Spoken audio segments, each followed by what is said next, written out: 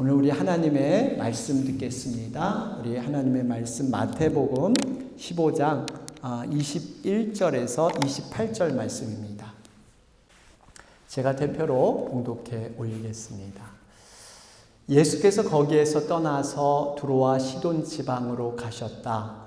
마침 가나안 여자 한 사람이 그 지방에서 나와서 외쳐 말하였다. 다윗의 자손이신 주님, 나를 불쌍히 여겨 주십시오. 내 딸이 귀신이 들려 괴로워하고 있습니다.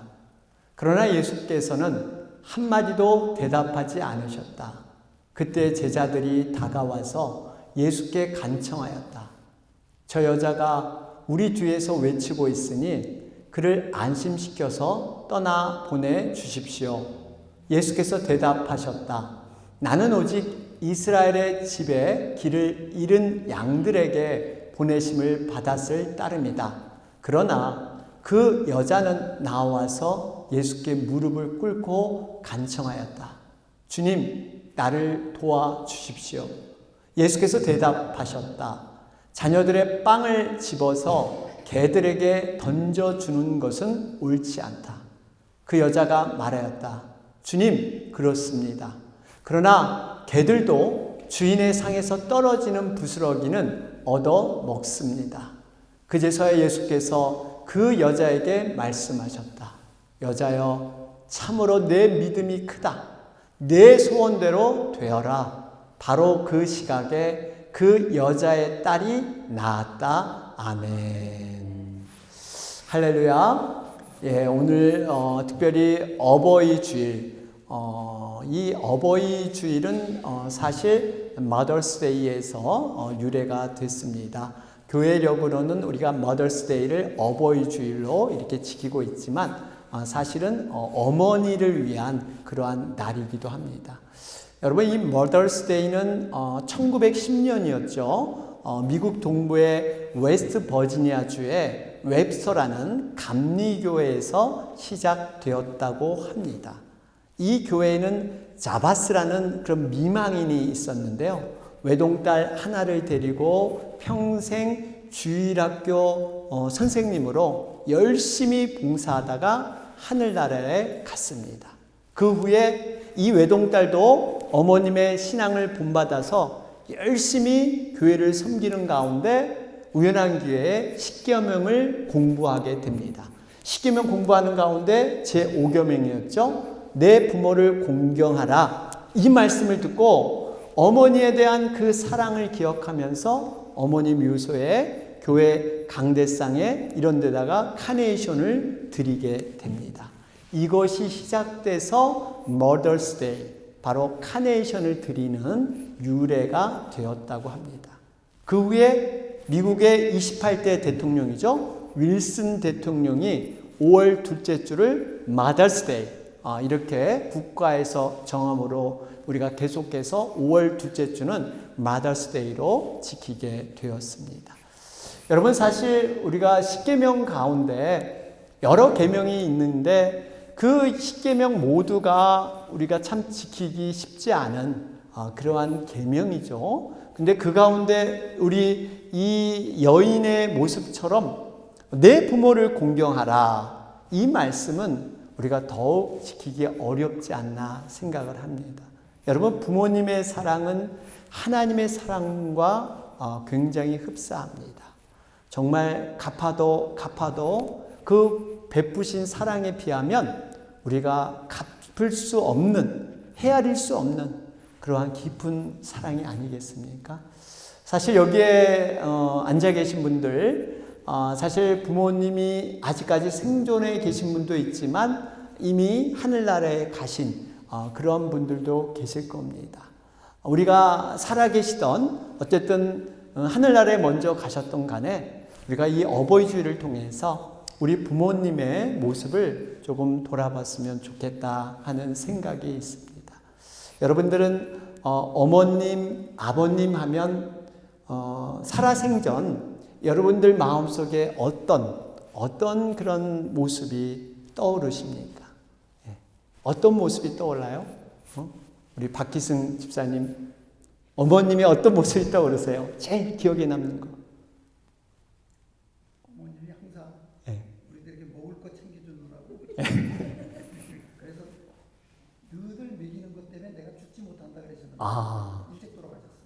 그러셨구나. 항상 먹을 것 챙겨줘야 된다. 그런 어떤 책임감. 내가 너희들 때문에 정말 이렇게 세상을 떠날 수가 없다. 너희들 때문에. 여러분, 어머님들은 참 때로는 그런 거짓말을 하시죠. 자식 먹이기 위해서 나는 그거 싫다. 나는 그거 별로 안 좋아한다. 근데 그 자식을 주기 위해서 사실 깊은 배려가 어머니 속에 계십니다. 여러분, 우리가 어머님 하면 참 우리에게 든든한 방패가 되고 버팀목이 될 뿐만 아니라 아주 구체적인 사랑을 이렇게 보여주시는, 아버지의 사랑은 굵직굵직한 사랑이라면 어머니의 사랑은 굉장히 세심한 그러한 사랑이 아닌가 생각해 보게 됩니다. 예전에 나온 책의 이름 가운데 이런 책이 있었어요. 신은 모든 곳에 있을 수 없기 때문에 어머니를 만들었다. 그러니까 신은 모든 곳에 있을 수 없기 때문에 어머님을 통해서 신의 사랑, 하나님의 사랑을 보여주었다. 이런 의미가 있습니다. 아마 어머니라는 그 이름, 그 타이틀만큼 이 지구상에서 가장 많이 불려진 이름, 그리고 가장 그립고 가장 아름답게 여기는 이름이 바로 어머님이라는, 엄마라는 그러한 단어가 아닌가 생각을 합니다.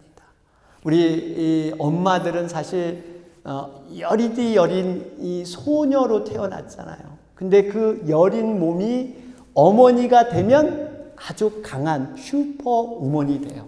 초능력자가 됩니다. 자식을 위해서라면 못할 것이 없는, 자신을 위해서라면 모든 걸 양보하고 희생하지만 자식이라면 물불을 안 가리고 뛰어드는 이러한 분이 바로 우리의 어머니십니다. 아멘. 여러분, 어머니의 사랑은 정말 끝이 없어요. 자식이 잘났건 못났건 간에 그 형편에 상관없이 내가 낳았다는 그 이유 하나 때문에 끝까지 그 자식을 책임지려고 하는, 바로 이것이 어머니의 사랑인 줄 믿습니다.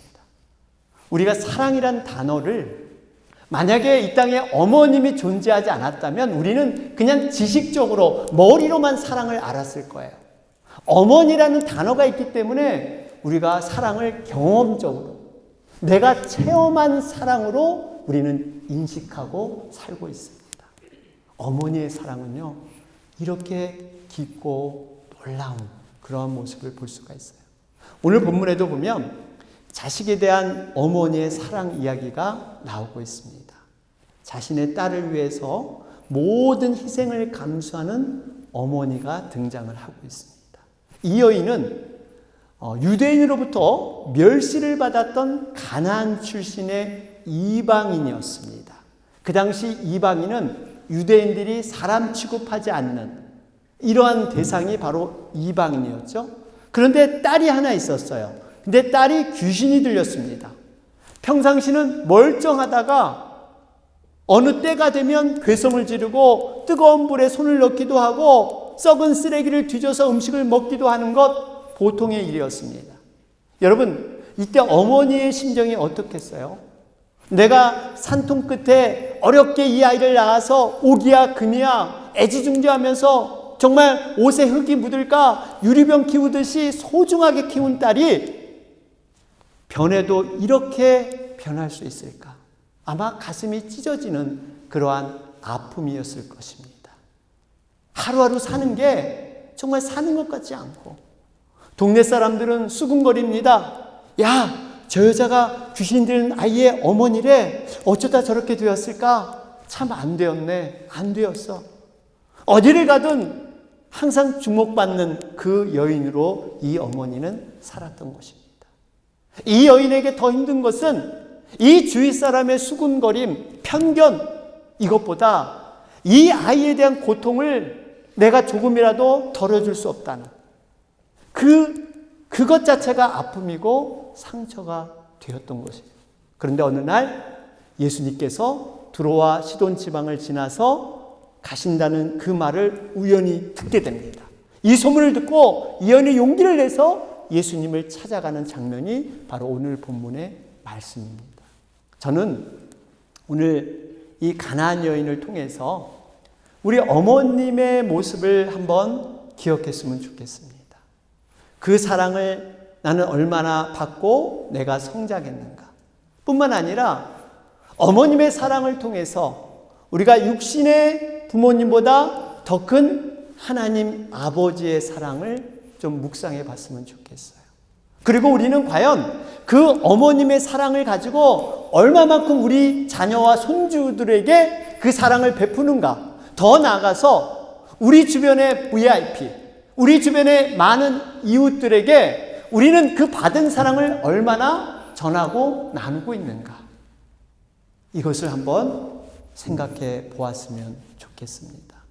여러분, 사실 부모님의 소리는 곧 하나님의 소리다, 이것을 영국의 셰익스피어가 이렇게 얘기를 했어요. 왜냐하면 부모님들은 그들의 자녀들에게 있어 하나님의 대리자이기 때문입니다. 또 이런 말이 있어요. 어머니는 어린 자식의 입과 마음에서는 하나님과 동일한 이름입니다. 여러분, 그렇죠? 정말 우리가 하나님의 사랑하면 굉장히 모호하고 굉장히 이렇게 막연할 수 있는데, 여러분, 어머니의 존재를 통해서 하나님의 사랑이 무엇인가를 하나님은 깨닫게 하시는 그러한 의미가 있는 것입니다. 여러분, 그래서 어머니의 사랑과 하나님의 사랑은 굉장히 흡사하다, 이렇게 볼 수가 있어요. 그런데 한 가지, 이 육신의 어머님의 사랑보다 더 큰 깊은 사랑이 하나님의 사랑이에요. 하나님의 사랑이에요. 여러분, 이 땅에서 사랑 가운데 끊을 수 없는 사랑의 관계, 최후 사랑의 보루가 무엇이냐? 바로 엄마와 자녀 간의 사랑입니다. 엄마와 자녀 간의 사랑은 정말 끊기가 어려운 이 땅의 마지막 그 사랑의 관계가 바로 그것입니다. 그런데 요즘 안타깝게도요, 그 어머니와 자녀의 사랑, 이 사랑마저도 타락한 이러한 일들이 많이 일어나고 있습니다. 여러분, 제가 한국 뉴스를 가끔 들어보면 최근에 일어난 일이 정말 믿겨지지 않을 정도의 일들이 많이 일어나고 있어요. 3살 딸을 사흘 동안, 3살 난 딸을 사흘 동안 방치해 두어서 숨지게 한 혐의로 기소된 30대 친모예요. 애를 낳은 징역 20년형이 선고됐습니다. 훈계한다면서 8살 아들을 때려 죽인 엄마, 징역 15년이 확정되기도 했어요. 2살 된 아이를 장시간 방치해 숨지게 한 20대 엄마에게 실형이 확정됐습니다. 생후 8개월 된 아들의 머리를 텔레비전 리모컨으로 때려 숨지게 한 30대 친모는 구속 수사 중에 있습니다. 요게 불과 2, 3년 전 얘기예요. 2, 3년 전 얘기. 특별히 생후 8개월 된 아들의 머리를 리모컨으로 때릴 것뿐만 아니라 작년입니다. 작년 2025년 10월에 발생한 사건인데 생후 4개월밖에 되지 않았어요. 4개월. 이름이 혜든이라는 그러한 아이인데 친모가 이 아이의 얼굴을 밟고 지나가고 발을 잡고 던지기도 하고 그래가지고 23곳을 학대하여 골절상을 입히고 나중에는 욕조에서 샤워기로 물을 틀어놓고 출혈성 쇼크로 사망케 한 친모도 있습니다. 여러분 한번 생각해 보세요. 생후 몇 개월? 4개월. 여러분 이제 태어난 지 4개월밖에 안 돼요. 근데 그 아이를 이런 식으로 해서 죽게 했던 이러한 친모의 친모. 자신이 낳은 그러한 아이입니다. 여러분, 우리 부모님들 자식을 위해서는 목숨까지도 내놓는 그러한 부모님들의 세대가 지금은 달라졌어요. 어떻게 보면 이 세상이 정말 말세가 가까워져이므로 이런 사랑마저도 지금 끊어지는, 여러분, 이러한 모습이에요. 우리가 정말 마지막 그 사랑의 보루, 사랑의 관계, 이 땅에서의 그 사랑도 지금 무너져가고 있다는 사실입니다. 그런데 여러분, 우리 하나님의 사랑은 어떻습니까? 한결같고 변함없는 그러한 사랑인 줄 믿습니다. 그래서 이사야 49장 15절 16절은 말씀하고 있죠. 어머니가 어찌 제 젖먹이를 잊겠으며 제 태에서 낳은 아들을 어찌 긍휼히 여기지 않겠느냐. 비록 어머니가 자식을 잊는다 하여도 나는 절대로 너를 잊지 않겠다. 보아라, 예루살렘아, 내가 내 이름을 손바닥에 새겼고 내 성벽을 늘 지켜보고 있다.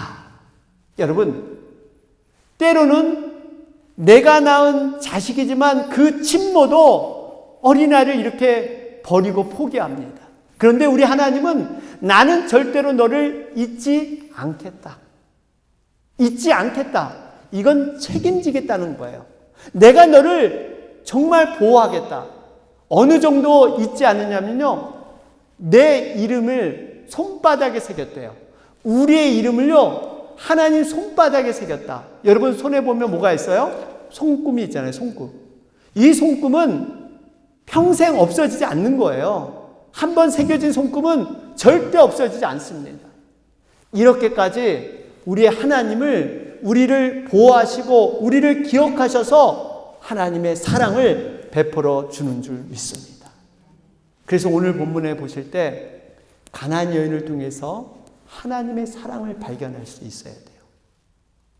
하나님의 사랑을 이 본문에서 우리는 찾아볼 수 있어야 됩니다. 여러분, 이 가나안 여인의 사랑은 어떤 사랑이었을까요? 저는 두 가지를 말씀을 드립니다. 첫 번째로, 가나안 여인은 자녀의 아픔을 내 것처럼 여기며 어떤 희생도 감수하는 헌신적인 사랑이었습니다. 가나안 여인은 이 자녀의 아픔을 내 것처럼 여기고요, 끝까지 희생하며 헌신하는 그러한 사랑이었어요. 여러분, 지금 이 여인은 수많은 군중 가운데 휩싸여 있습니다. 이 사람은 여자이고 더군다나 이방인이었어요. 여러분, 그 당시 여자는 사람 취급하지 않은 데다가 거기다 이방인까지 하니 사람들이 정말 이 가나안 여인을 어떻게 취급했겠어요? 더군다나 이 여인이 어디 은밀히 숨어서 쫓아간 것도 아니고 소리를 지릅니다. 주님, 다윗의 자손, 나를 불쌍히 여겨 주십시오. 모든 시선이 지금 이 여인에게 향해 있는 거예요. 이 여인이 그 모든 시선을 받을 때 여러분, 체면이고 자존심이고 모든 건 내려놨어요. 왜 그렇습니까? 바로 자기 자녀를 살릴 수 있다면 모든 것을 다 내려놓고 헌신하는, 희생하는, 이것이 바로 어머님의 사랑이기 때문인 줄로 믿습니다.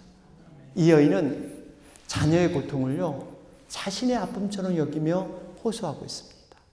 다윗의 자손이여, 주님, 내 딸을 불쌍히 여기소서. 이게 아니라 나를 불쌍히 여기셔서, 병든 것은 내 딸이지만 자기 자신의 것처럼, 자신이 병든 것처럼 간절히 지금 애원하고 있습니다. 왜 그럴까요? 그 병든 딸을 진정으로 사랑했기 때문에. 그 아픈 것을 자기 아픔처럼 여기면서 간절히 기도하고 있는 겁니다. 여러분, 우리가 이 사랑을 기억해야 돼요. 여러분, 이런 자녀를 둔 어머니의 심정 말로 표현할 수 없을 겁니다. 다른 사람들은 이 어린 딸을 다 포기하고 손가락질 하지만 이 부모님만큼은, 이 어머님만큼은 포기하지 못하는 그러한 사랑. 바로 그 사랑이 우리 하나님이 우리를 향한 사랑인 줄 믿습니다. 다른 사람은 다 포기해도 우리 하나님은 우리를 절대 포기하지 않으세요. 두 번째, 어머니의 사랑은요, 어떤 어려움에도 포기하지 않고 간절한 기도로 완성하는 사랑이었어요. 두 번째를 한번 보실까요? 네. 화면을 넘겨주시면, 네. 어머님의 사랑은 어떤 어려움에도 포기하지 않고 간절한 기도로 완성하는 사랑이었습니다. 본문에 나타난 예수님의 반응은요, 의외로 냉담했습니다. 여인이 간곡히 호소했는데 이 예수님께서는 처음에 이 여자 존재 자체를 인정하지 않았어요. 예수님이 뭐라 그랬어요? 나는 자녀의 빵을 개들에게 줄 수 없다. 쉽게 말해서 이방인 여인을 개 취급하면서 예수님이 거절했습니다. 인격적인 경멸을 당하고 멸시를 당했어요. 근데 예수님의 의도적인 이유가 있었습니다. 이 여인의 진정한 믿음을 보시기 위해서 테스트해 본 거예요. 과연 이 여인이 제대로 된 믿음이 있는 것인가 없는 것인가를 테스트해 본 거예요. 여러분, 우리가 여기서 한 가지 배워야 합니다. 우리가 때로는 하나님 앞에 간절히 구하고 기도하고 간구할 때 즉각적인 그러한 응답이 오지 않을 수 있다는 거예요. 하나님께서는 우리에게 시간을 두시고 또 다른 방법을 통해서 우리의 믿음을 하나님 앞에 더욱더 연단시키고 단단하게 만들어서 하나님을 깊이 체험하게 하시는 하나님의 방법이 있는 줄 믿습니다. 그래서 우리가 포기하면 안 돼요. 이 여인이 포기하고 돌아갔다면 여러분 어떤 일이 일어날까요? 이 딸은 고침을 받지 못했을 겁니다. 여러분, 지금 자기가 구하는 그 예수님이 듣던 그 예수님이 아닌 거예요. 이 여인에게는 분명히 병도 고쳐주고 소원도 들어준다고 그렇게 약속한 것을 들었는데 그 소문과는 달리 예수님이 이렇게 냉담하게 반응하시다니, 그리고 포기하고 가버리면 여러분 아무런 역사가 일어나지 않는 것입니다. 이 여인은 절대 포기하지 않았어요. 끈질기게 이 자녀를 위해서 간구했더니 반드시 하나님의 놀라운 응답을 경험하게 된 줄로 믿습니다. 오늘 본문 25절을 보세요. 이 여인이 얼마나 간절했느냐면요, 그러나 그 여자는 나와서 예수께 무릎을 꿇고 간청하였다. 주님, 나를 도와주십시오.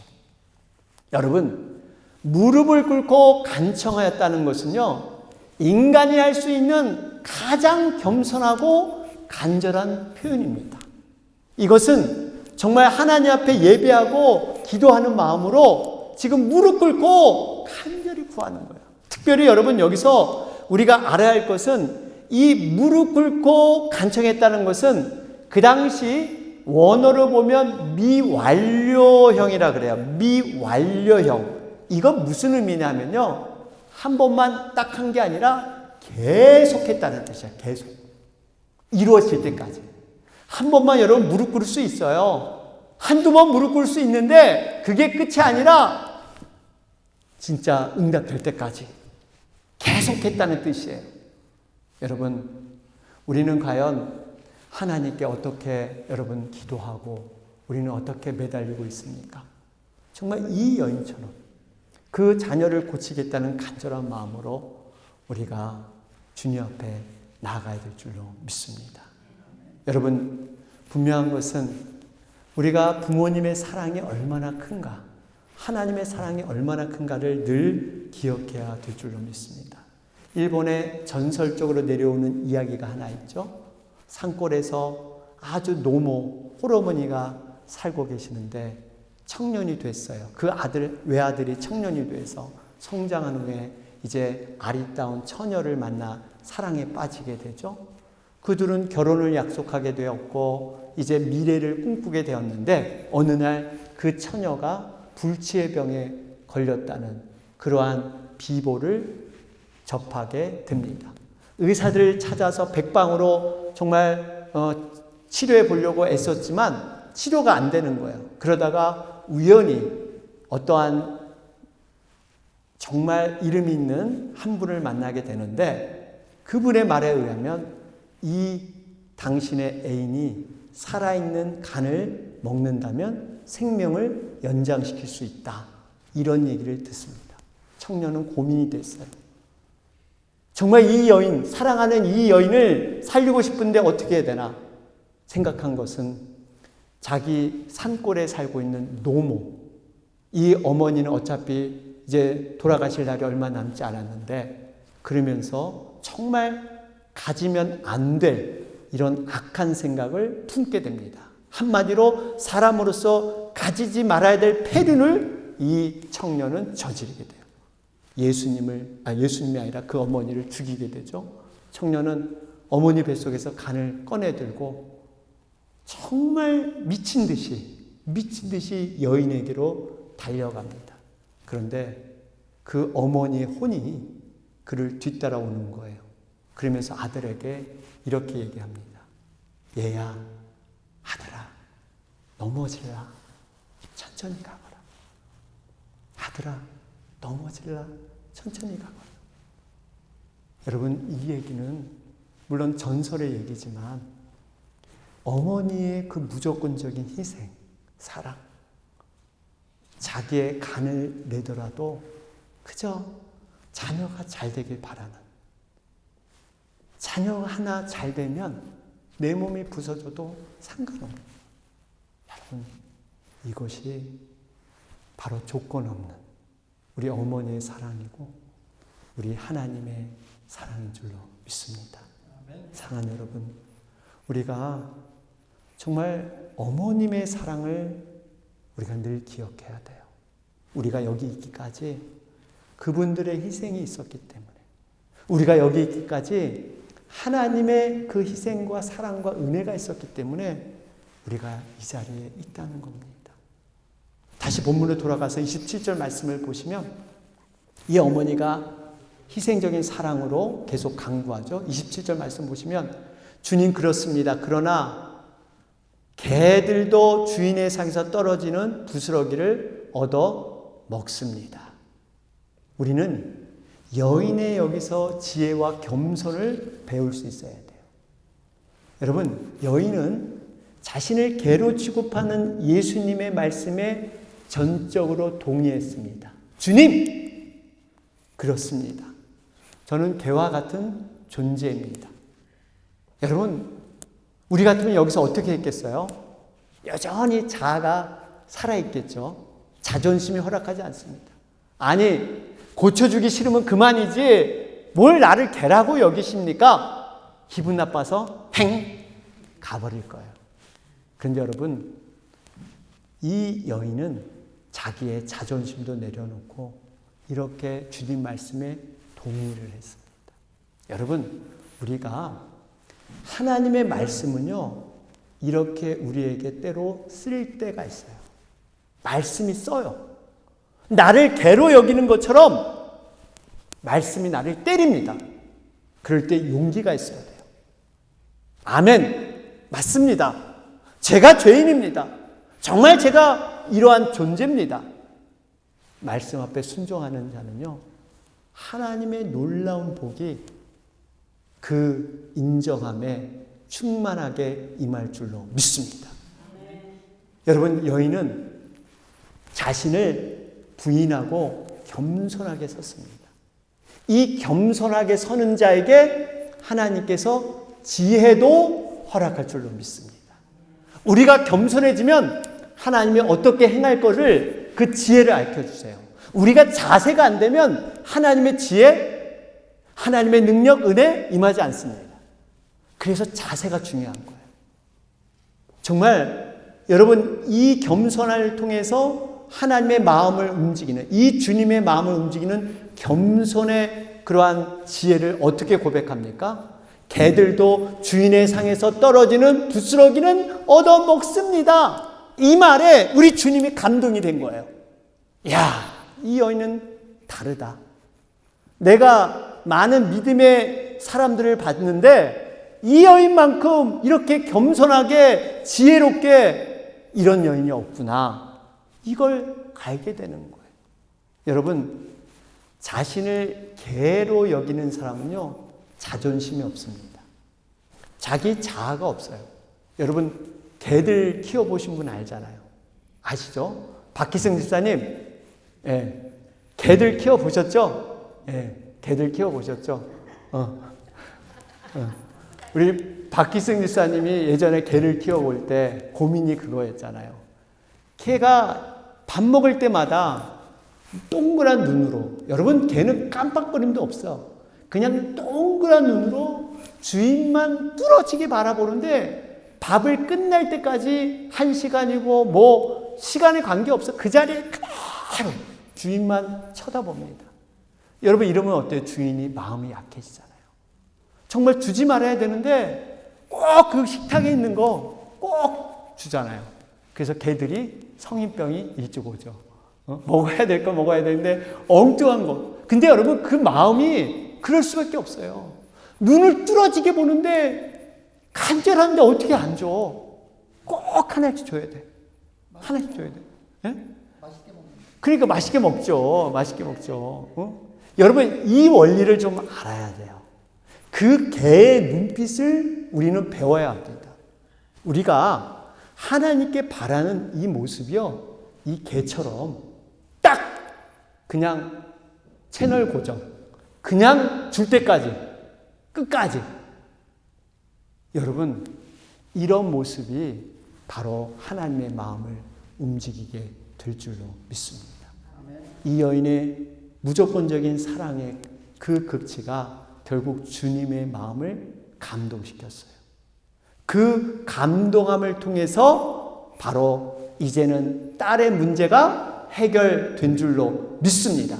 여러분 결국 이 딸의 믿음 때문에 이 딸이 고침을 받았어요? 아니면 이 중보하는 어머니 때문에 고침을 받았어요?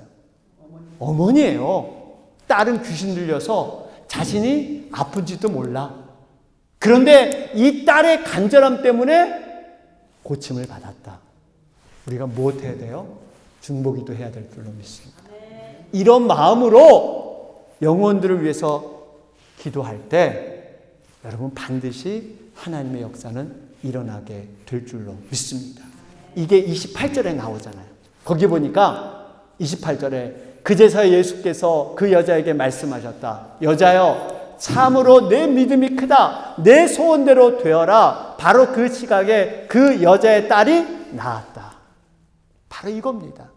여러분, 우리가 정말 이 여인을 통해서 이 개처럼 바라는 이 신뢰와 믿음, 이것을 우리는 배워야 될 줄로 믿습니다. 바로 이 딸을 사랑하는 마음이 어떠한 상황에서도 그를 포기하지 않게 하는 바로 그러한 모습이 되는 줄 믿습니다. 말씀 하나 하고 마치겠습니다. 예전에 우리 경북대학교 총장을 지낸 우리 박찬석 교수님이란 분이 계시죠. 이분은 아주 두메 산골에 사셨다고 합니다. 그럼에도 그 아버지의 선처로 중학교 때부터 대구로 유학을 보내서 공부를 시켰다 그래요. 이 아버지의 배려에도 불구하고 사실 이 박찬석 교수는 공부를 전혀 하지 않았다 그럽니다. 중학교 1학년 때 반 등수가 68명, 예전에 많았었죠. 요즘은 한 30명, 20명 되는데 68명 중에 63등. 거의 뭐 꼴찌한 거예요. 거기 운동선수 뭐 빼고 그러면 거의 꼴찌야, 꼴찌. 그런데 이 창피한 성적표를 가지고 도저히 아버지를 볼 낯이 없는 거예요. 그래서 어떻게 했냐? 성적을 조작하게 됩니다. 68명을 1등으로 고쳐서 아버지에게 성적표를 가지고 갑니다. 이유는 아버지는 배움이 없기 때문에 이 성적표 고친 것을 생각하지 모를 거라고 그렇게 여기고 간 거예요. 아니라 다를까 1등 성적표를 딱 아버지에게 보여주니까 아버지가 너무나 기뻐하는 거예요. 이 기쁨을 표현하기가 너무나 벅차서 그 당시 아버지 집에 유일한 재산이 돼지 한 마리 있었는데 그 돼지를 잡아서 동네 잔치를 벌이게 됩니다. 동네 사람들 우리 찬석이가 1등을 했습니다. 축하해 주이소. 아주 그냥 동네 잔치가 벌어졌어요. 이 사건을 계기로 이 박찬석 교수가 충격을 받게 됩니다. 내가 이렇게 순진한 아버지를 속이다니, 이렇게 살면 안 되겠다. 이건 아니야. 이 사건을 계기로 이 교수가 생활이 변화되면서 열심히 공부해서 17년 후에 드디어 대학 교수가 되었다고 합니다. 그리고 나서 막 자신의 아들이 중학교에 입학할 때 시골 부모님을 찾아가게 됩니다. 그리고 33년 전에 이를 솔직하게 아버지께 사과드리려고 막 입을 여는 순간이었습니다. 아버지요, 드린 말씀이 있는데요. 제가 사실 중학교 1학년 때 1등 했다는 것은 사실이 아니고, 이 말을 꺼내는 순간 아버지가 말을 갑자기 가로막습니다. 그만해라. 내 이미 다 알고 있다. 네 자식들 듣는다. 이때 박장석 교수는 깊은 감동을 받습니다. 자신이 위조한 성적을 알면서도 그걸 모른 채 하면서 평소에 그 아끼던 재산, 돼지를 잡아가면서 은혜를 베푸신 이 아버지의 넓은 사랑. 내가 비록 박사가 되고 총장이 됐지만 감히 흉내낼 수 없는 그런 아버지의 사랑이구나. 이걸 깊이 새기게 되었다고 합니다. 사랑하는 여러분, 우리가 어머님들 생각하면서 그 어머님들은요, 자식을 키울 때 쉬운 길, 지름길이 없습니다. 어떻게 가야 한다는 놓여진, 정해진 길이 없어요. 그냥 어머니들이 가는 곳이 길이 되는 거예요. 자식을 품은 그 어머니는 모든 상황이 달라집니다. 불가능한 게 없어요. 내가 가시덤불에 비록 내 발에 이 광야 같은 가시로 피를 흘릴지라도 내 가슴에 하는 이 자식이 대리석 길을 갈 수 있다면, 이 자식이 평탄한 길을 갈 수 있다면 내 발춤이야. 그러면서 가시는 분이 바로 어머니십니다. 여러분, 이 어머니를 통해서 우리는 하나님의 사랑을 발견해야 돼요. 나란 존재가 무엇이 잘나서 무엇을 해서 하나님은 우리를 사랑하시는 게 아니에요. 내가 너를 낳았기 때문에 바로 사랑하시는 것. 그것이 우리 하나님의 사랑인 줄로 믿습니다. 여러분, 이 사랑을 기억하시면서 다시 한번 우리가 주님 앞에 그 사랑으로 나아가는 여러분과 제가 되길 주님의 이름으로 축원합니다. 아멘.